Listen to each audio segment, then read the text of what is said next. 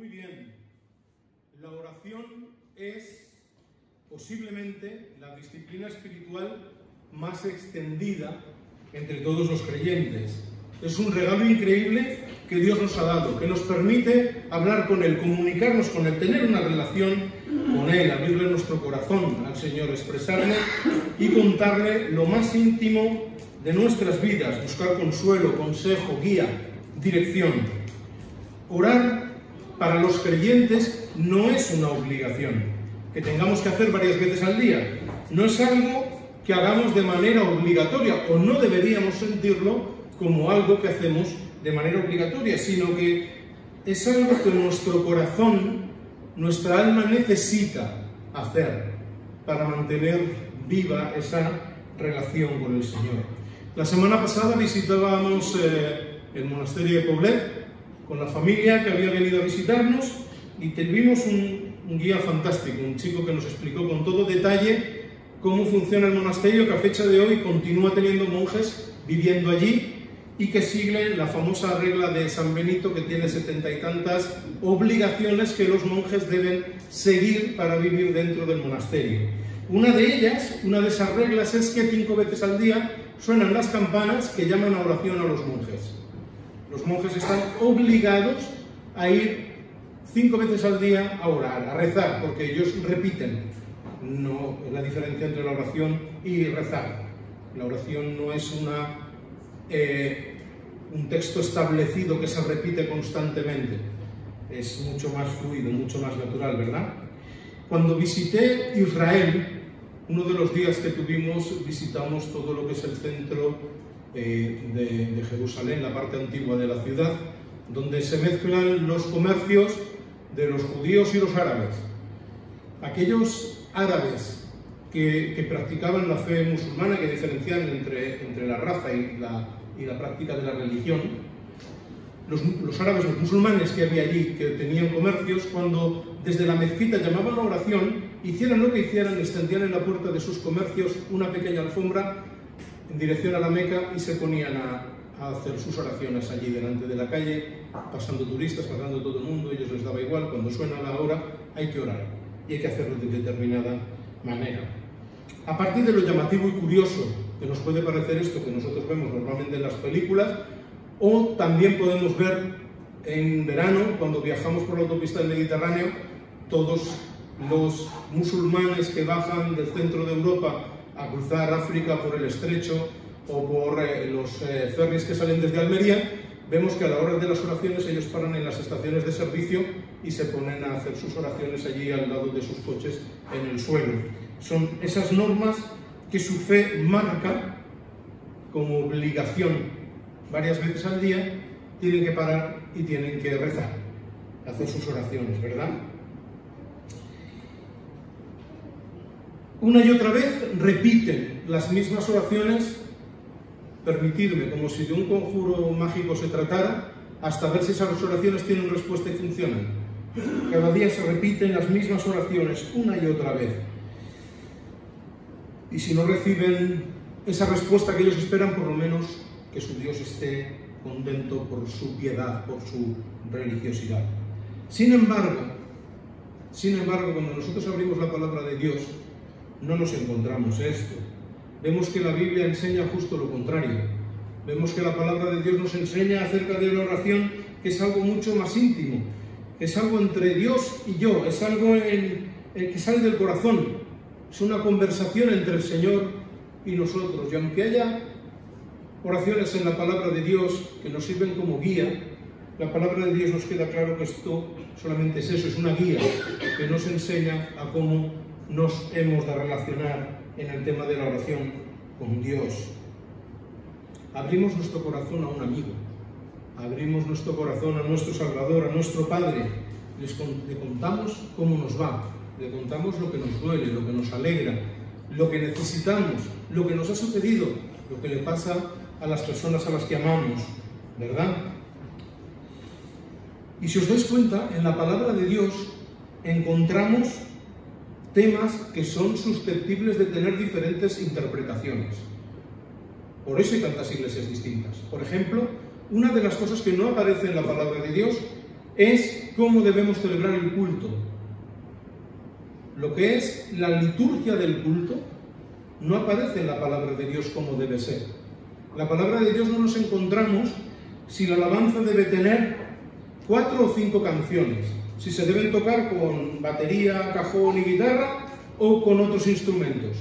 No vemos si deben haber canciones de alabanza y de adoración y en qué medida.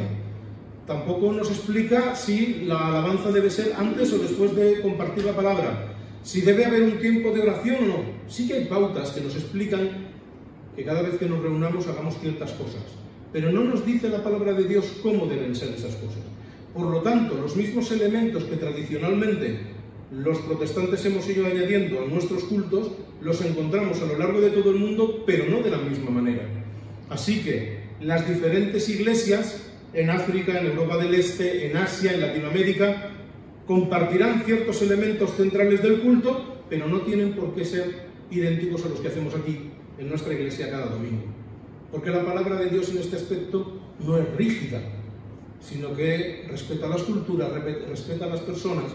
Y si, aunque está claro que en cada celebración culta abrimos la palabra de Dios y predicamos el Evangelio, lo que no nos dice es en qué orden celebramos las cosas o de qué manera, ¿verdad? Tampoco se nos dice cuánto tiempo ha de durar el culto. No nos lo dice. No nos dice de qué forma estructurarlo. Aún en el intento católico de que todo quede sujeto a una ordenanza y a una vigilancia del aparato jerárquico de la Iglesia, hay matices en los diferentes lugares y en las diferentes líneas que el catolicismo tiene que respetan esas señales de identidad, ¿verdad? Y esto pasa porque en la Biblia no nos encontramos, como decía, esas directrices, que la palabra de Dios diga el culto ha de ser así.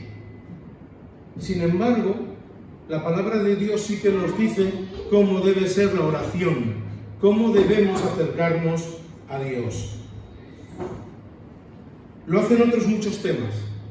En otros muchos temas sí que el Señor en su palabra nos deja claro lo que Él quiere que sepamos. Y la oración es un ejemplo magnífico. Jesús mismo nos va a enseñar, y es el texto que vamos a ver hoy, en medio del Sermón del Monte, cómo debe ser nuestra relación en oración con Él. Y le va a dedicar un buen espacio del Sermón del Monte a enseñarnos cómo orar. Si me acompañáis, vamos a leer en Mateo capítulo 6, a partir del versículo 5.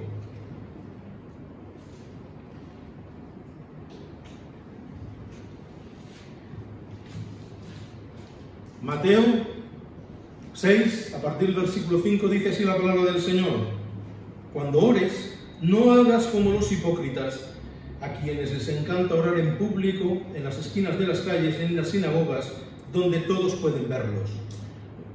Les digo la verdad, no recibirán otra recompensa más que esa. Pero tú, cuando ores, apártate a solas, cierra la puerta detrás de ti y ora a tu Padre en privado. Entonces tu Padre, quien todo lo ve, te recompensará. Cuando ores, no parlotees de manera interminable, como hacen los hipócritas. Piensan que sus oraciones recibirán respuesta solo por repetir las mismas palabras una y otra vez. No seas como ellos, porque tu Padre sabe exactamente lo que necesitas, incluso antes de que se lo pidas. Ora de la siguiente manera: Padre nuestro que estás en el cielo, que sea siempre santo tu nombre, que tu reino venga pronto, que se cumpla tu voluntad en la tierra como se cumple en el cielo. Danos hoy el alimento que necesitamos y perdónanos nuestros pecados, así como hemos perdonado nosotros a los que pecan contra nosotros. No permitas que cedamos ante la tentación, sino rescátanos del maligno.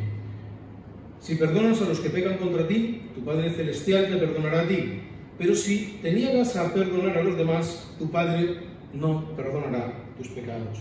Cuando ayunes, que no sea evidente, porque así hacen los hipócritas, pues tratan de tener una apariencia miserable y andan desarreglados para que la gente los admire por sus ayunos. Les digo la verdad, no recibirán otra recompensa más que esa. Pero tú, cuando ayunes, peínate, lávate la cara, así nadie se dará cuenta de que estás ayunando, excepto tu Padre, quien sabe lo que haces en privado, y tu Padre, quien todo lo ve, te recompensará. Hasta aquí la palabra del Señor que vamos a meditar hoy. El Padre Nuestro es, sin lugar a dudas, la oración más conocida del cristianismo. En la palabra de Dios nos encontramos varias oraciones que los que tenemos esta relación con la Biblia, la leemos con frecuencia, las conocemos. Pero el Padre Nuestro se conoce y ha traspasado la cultura cristiana.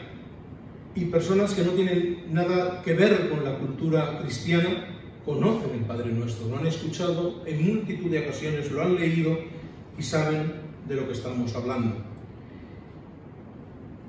Es la oración que más se ha estudiado y que más se repite en las oraciones cúlticas y en las penitencias que los curas católicos ponen a aquellas personas que van a confesarse,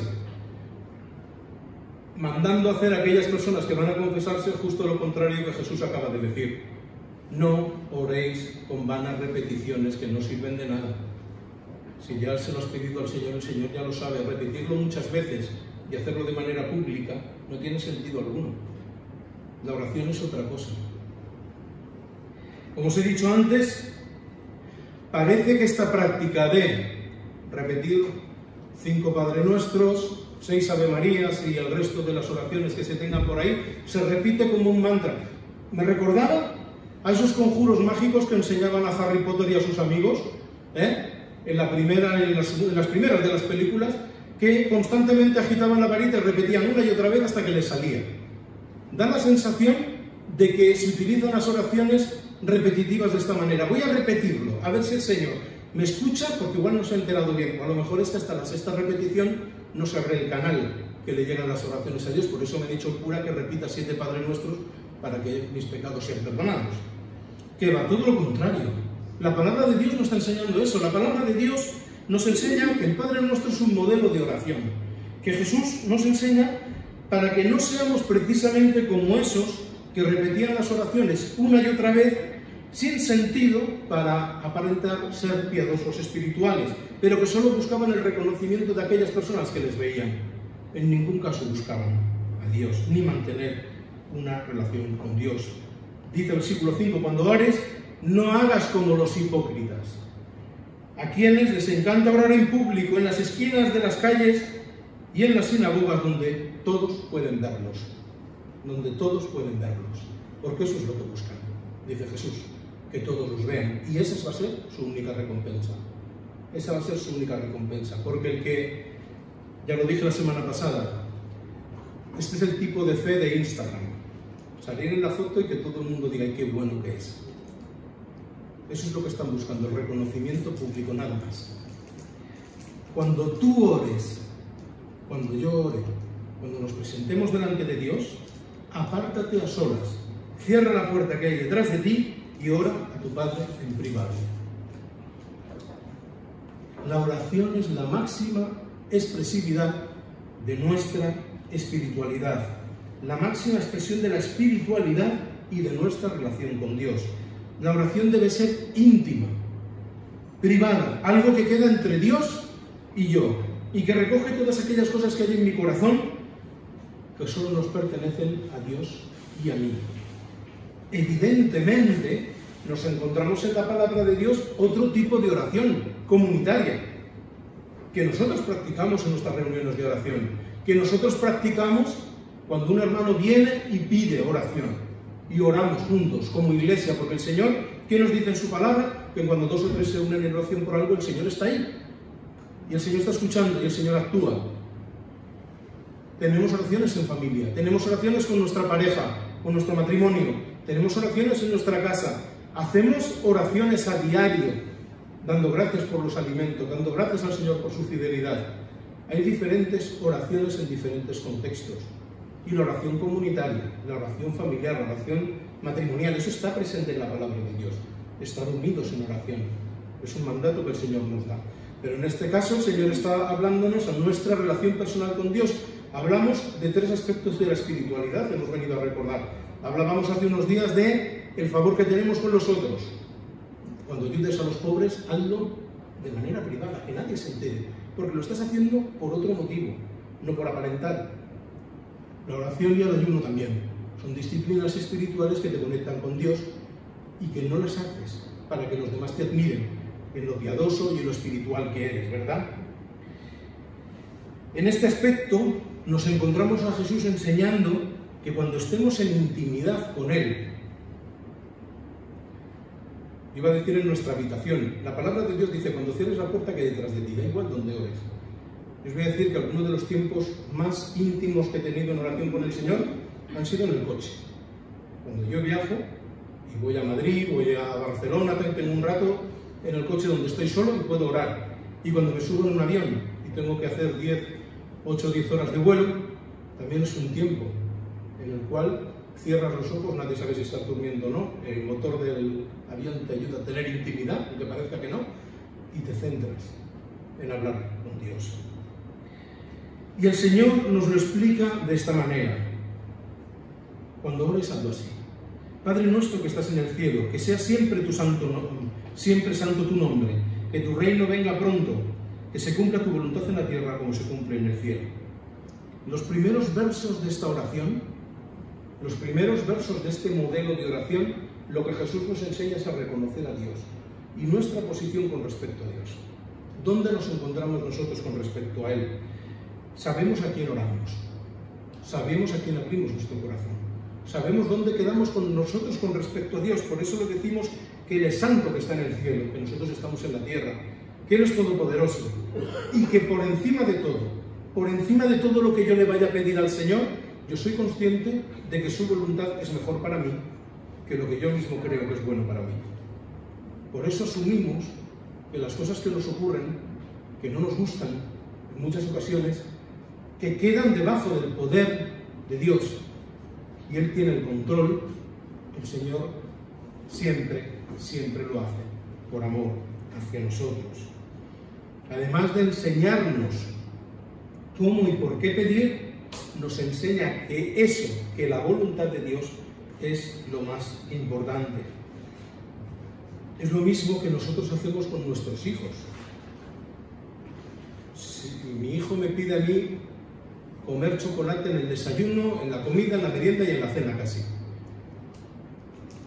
Y si yo no quisiera a mi hijo, le daría chocolate siempre que me lo pide. Pero yo soy consciente de que si solo come chocolate, eso no es bueno para él. Y por mucho que se enfade, esta mañana hemos tenido esta conversación, porque claro, cuando va a casa de la yaya a la piscina, hay que merendar chocolate, no hay otra opción, parece. Pues entonces en casa no puede haber más chocolate. Entonces en casa se desayuna otra cosa. Claro, él se enfada. Pero bueno, yo quiero a mi hijo y quiero lo mejor para él. Y cuando quiero lo mejor para mi hijo, no siempre le doy lo que él me pide. Porque si dejo a un niño de 6 años que haga lo que quiera y que él pida lo que quiera y coma solo lo que él quiera, al final va a tener un problema de salud, ¿verdad? Pues eso es exactamente lo mismo cuando nosotros nos acercamos a Dios. Si Dios nos diera todo lo que le pedimos, yo os aseguro que nuestra vida sería un desastre absoluto. ¿Por qué? Pues la misma palabra nos dice que a veces pedimos mal, porque nosotros vemos solo el aquí y el ahora, y el Señor lo ve todo, y tiene una perspectiva que nosotros no tenemos, y el Señor sabe que aunque hoy nos conceda una oración, eso va a ser malo para nosotros más adelante, porque a veces nosotros pedimos y pedimos mal, lo dice la palabra de Dios, ¿verdad? Así que el Señor nos enseña a que nosotros pidamos aquello que queremos, que deseamos, que anhelamos, que necesitamos, pero que seamos conscientes de que su voluntad está por encima de todo. Se haga tu voluntad. Nosotros asumimos que se haga la voluntad de Dios es lo mejor en nuestra vida. Y eso no es incompatible con que nosotros oremos. Eso no es incompatible con que nosotros abramos nuestro corazón al Señor.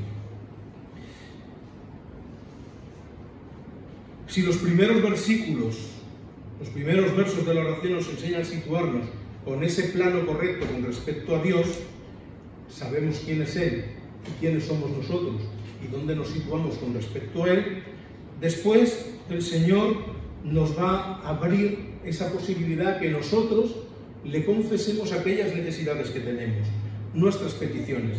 Danos hoy el alimento que necesitamos, el pan nuestro de cada día, dice otra versión más popular, ¿verdad? Y perdónanos nuestros pecados, así como nosotros hemos perdonado a los que pecan contra nosotros. No permitas que cedamos ante la tentación, sino rescátanos del maligno. Y añade Jesús, si perdonas a los que pecan contra ti, tu Padre Celestial te perdonará a ti. Pero si te niegas a perdonar a los demás, tu Padre no perdonará tus pecados. En primer lugar, Jesús nos enseña a pedir por nuestras necesidades. El pan nuestro de cada día, dánoslo hoy. Señor, cubre las necesidades que tengo. Y a lo mejor hoy no tengo necesidad de pan, pero mi hijo necesita un trabajo, mi hija necesita un coche para ir a trabajar. Cada día es un día distinto. Por eso cada oración es diferente. Por eso el Señor nos dice, no repitas vanamente, porque tú no eres el mismo que fuiste ayer, ni tu vida es la misma que tenías ayer, ni las necesidades que tienes hoy son las que tenías ayer ni las que vas a tener mañana. Tú pídele al Señor lo que necesitas. Y cuando habla del pan, el Señor deja claro una cosa, o del alimento. Pedimos lo que necesitamos, no los caprichos que tenemos. Le pedimos a Dios lo que necesitamos. Muy claro, Señor, es que hoy he visto en internet el último modelo del reloj acuático este que me gusta, que solo lo uso 2 veces en verano, pero es que lo quiero. Pues os aseguro que hay gente que ora así, que ora de esta manera. Porque el Señor dice que pedamos y recibiremos. El Señor nos pide que pongamos delante de Él nuestras necesidades. Nuestras necesidades, no son nuestros caprichos. Señor, cubre nuestras necesidades, cuida de nosotros, interviene en aquellas cosas que son importantes, que son vitales para nuestra vida.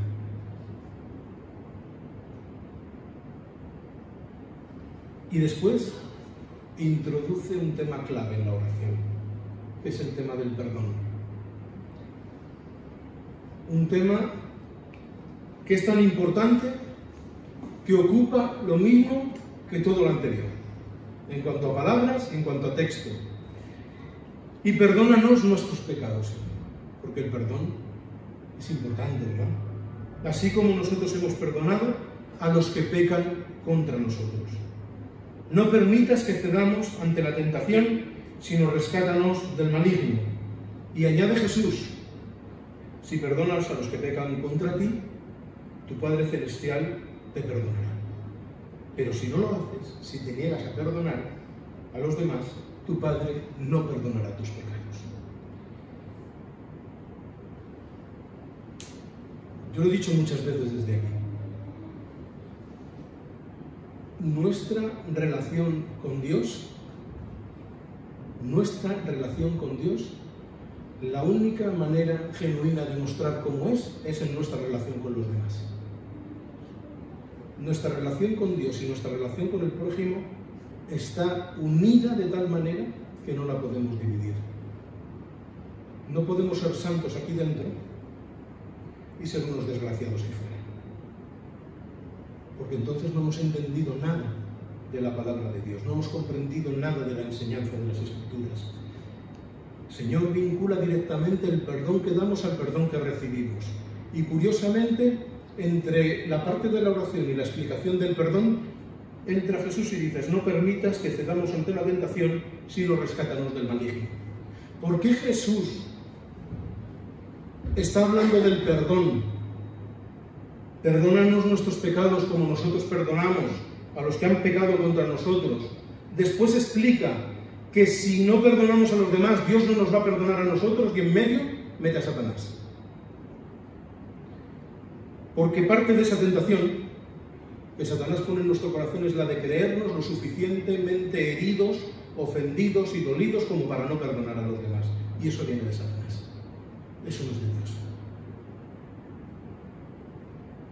Satanás se introduce en medio de este texto para dejarnos claro que cuando nosotros no perdonamos, no estamos del lado de Dios, estamos del lado del contrario. Estamos haciendo aquello que Satanás quiere, porque nos está impidiendo recibir el perdón de Dios. Porque de otra manera Jesús no introduciría el tema de la tentación en medio de la explicación del perdón, porque hay una relación directa entre no perdonar y ceder ante la tentación de Satanás, ceder ante la tentación de creernos lo suficientemente ofendidos, dolidos y dañados como para no perdonar al otro. Y Jesús lo aclara. Ese no es el camino. Ese no es el camino.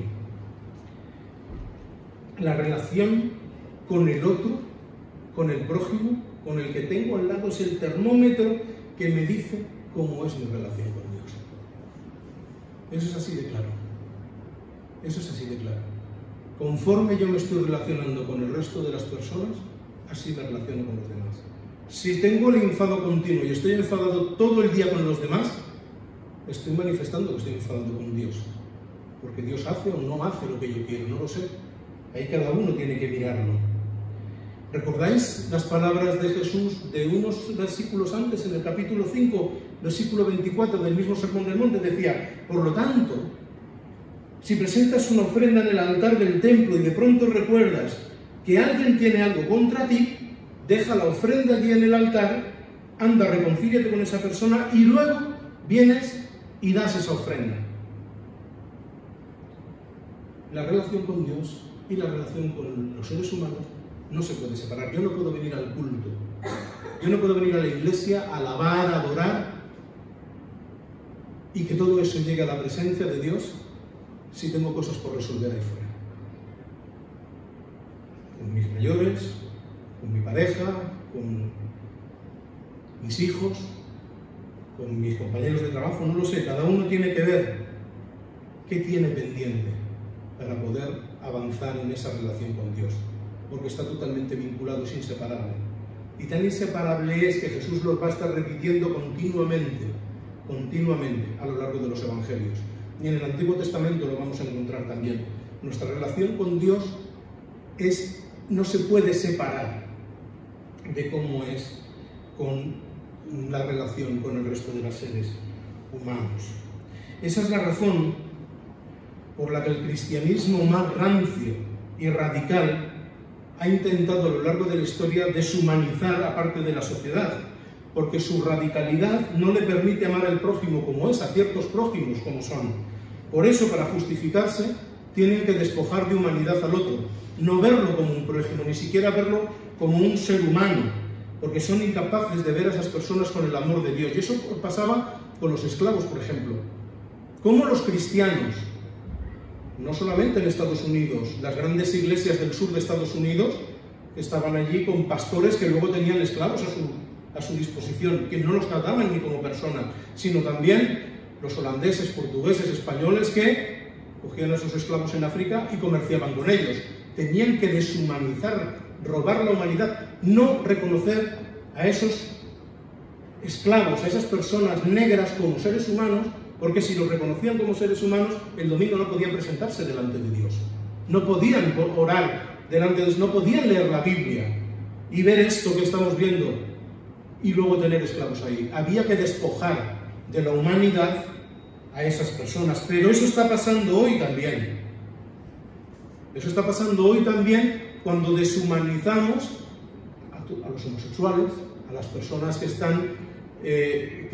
viven de otra manera su sexualidad.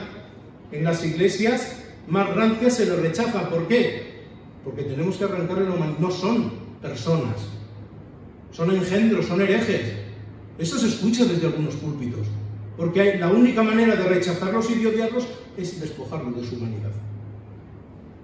Y eso no es lo que encontramos en la palabra de Dios. Lo que encontramos en la palabra de Dios es que nosotros amamos a las personas, aceptamos a las personas, cuidamos de las personas y el juicio le pertenece a Dios. No quiere decir que nos traguemos con patatas aquellos pecados que están tipificados en la palabra de Dios clarísimamente y que van en contra de la dignidad de las personas y atacan a las personas. Pero hay ciertas cosas en las que nosotros no entramos, porque no tenemos el derecho a entrar. Y el juicio a los demás es algo en lo que nosotros no tenemos derecho a entrar.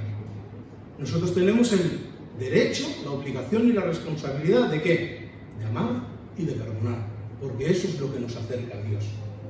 Todo lo demás nos separa del mensaje de Jesús. Todo lo demás nos separa del mensaje de Jesús. Y si os dais cuenta, todo esto solo se puede hacer cuando no vemos en el otro a un semejante. Cuando no vemos en el otro a mi prójimo. Vemos otra cosa y entonces hablamos con desprecio. Y entonces señalamos con el dedo. Y ha pasado a lo largo de la historia y sigue pasando hoy. Y no es a eso a lo que nos llama el Señor. El Señor nos llama a perdonar, a reconciliar, a amar y a cuidar. Esa es nuestra misión. De otra manera, nosotros no podemos hablar de Jesús. De otra manera, no podemos predicar el Evangelio. De otra manera, no nos podemos poner delante de Dios, porque no somos dignos. Cuando estamos deshumanizando a otros, cuando no estamos perdonando, cuando estamos ocultando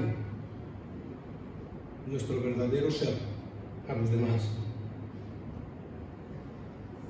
El tema del perdón es tan importante para Jesús, que como os acabo de decir, en el Padre Nuestro ocupa el mismo espacio que el resto de los temas.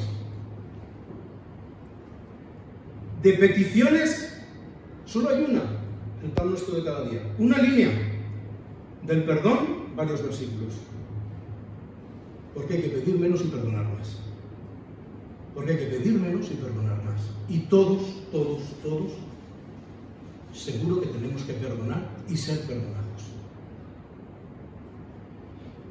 La última parte del texto que acabamos de leer redunda aún más en el tema de la intimidad con Dios en la espiritualidad. Al igual que cuando ayudamos a los demás, y como hemos comentado, lo vimos semanas atrás, y cuando oramos, cuando ayunamos, es otra disciplina espiritual. El ayuno es cuando nosotros nos privamos de comer, porque hay un tema de oración tan importante que necesita ese sacrificio por parte nuestra de privarnos de comer durante un día, durante un espacio de tiempo, y utilizar ese tiempo que estaríamos utilizando para saciar nuestras necesidades en orar, normalmente en interceder, normalmente en orar por otro, por la sanidad, porque el Señor actúe, porque el Señor cuide. Eso el Señor también nos pide que lo hagamos en la intimidad, porque eso es algo que queda entre Él y nosotros. Cuando ayunes, que no sea evidente, porque así lo hacen los hipócritas, pues tratan de tener una apariencia miserable, andan desarreglados para que la gente los admire por sus ayunos. Y os digo la verdad, no recibirán otra recompensa que esta. Y lo repite el Señor tantas veces en el Sermón del Monte: el que hace las cosas para que los otros le vean, esa es su recompensa, no hay otra. Porque te van a ver los otros, pero Dios no. Pero tú, cuando ayunes, peínate, aséate, arréglate, que nadie note que estás ayunando, porque eso queda entre Dios y tú. Y tu Padre, que te ve en privado, te recompensará lo que estás haciendo. Contestará tus oraciones, cuidará de ti. Así que cuando nos acercamos a estas disciplinas espirituales que hemos estado viendo, el Señor habla de tres aspectos fundamentales. Uno es la intimidad. Hay una parte de nuestra espiritualidad fundamental que se vive en intimidad con Dios. 2. Compromiso con el prójimo. Compromiso con el otro. Porque cuando me comprometo con el otro, me estoy comprometiendo con Dios. Cuando actúo a favor del otro, estoy actuando a favor de Dios.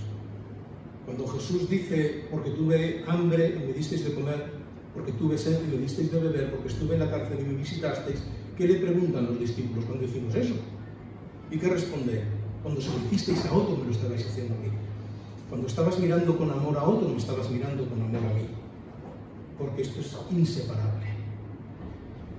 Y en tercer lugar, reconocer que la voluntad de Dios en mi vida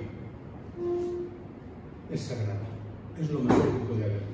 Reconocer que a pesar de que yo me acerco a Dios con esas peticiones que hay en mi corazón, con esas necesidades, con eso que creo que es importante para mí, debo someter todo eso a la voluntad de Dios.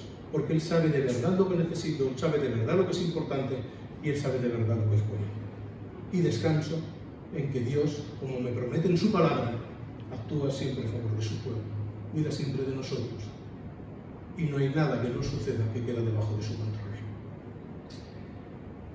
Espero que reflexionemos y pasemos por el filtro de la palabra de Dios nuestras propias vidas, nuestras experiencias y nuestras situaciones, para que seamos capaces de identificar aquellos puntos en los cuales hemos de mejorar como personas, en los cuales hemos de vivir una fe coherente con lo que dice la palabra de Dios,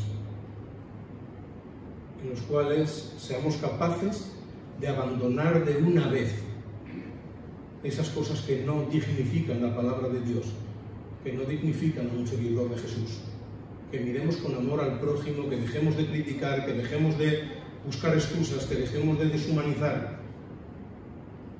que nos centremos en hacer el bien, que nos centremos en bendecir, que nos centremos en ayudar, que es lo que el Señor nos está pidiendo.